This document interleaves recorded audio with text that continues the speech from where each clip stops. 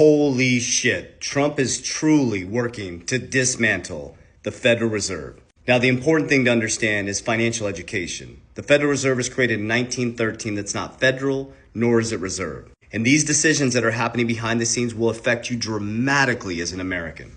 In 1913, the Federal Reserve was created, which again is not part of the government. We for a long time thought it was part of the government. It's not federal, nor is it reserve. They control job markets and money supply, and they do it through interest rates. Now think about that. Study who created the Federal Reserve. It's a group of bankers that control our money supply and interest rates. Well, who makes money off of interest rates? The banks.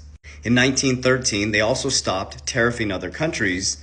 We had very low federal income tax. So they created the Federal Reserve in 1913. That's not federal nor is it reserve, by a group of bankers that control our money supply and job markets. And they started taxing us, the people, instead of other countries. So now that takes me back to modern day times right now and the moves that Trump is making. Now, this is just my opinion. You got to do your own research. I'm going to share you my opinion, my research. What I encourage you to do is take sovereignty and look for yourself. And I'm going to share with you what I did to protect my family and how we're building wealth, understanding the systematic shift that's happening in the financial system. So now, as we sit, 7 years ago, Trump told you you're going to be on an even playing field monetarily before you know it. I've showed you the video over and over again. And now he's giving us the hints and clues in plain sight of what they're doing. So Trump is working to put pressure on Jerome Powell, and I almost promise you that he's going to bring the Federal Reserve underneath the government. So now he's putting pressure on Jerome Powell to lower interest rates. Now remember, when they lower interest rates in a debt-based society, your dollar becomes weaker.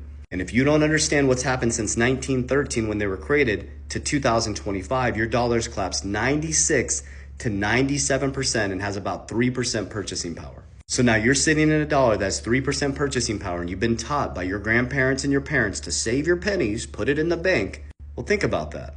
When you're saving your cash, which is trash, in the bank, what are they doing? They're making interest. Federal Reserve was created in 1913. That's not federal nor reserve. They control the money supply and job markets through interest rates. And why would they do that? Because that's how they make money. So they make you go to work. They make you trade time for money. They pay you in someone else's debt. You put your debt in the bank and they lend it out and make money where you work your ass off and stay poor.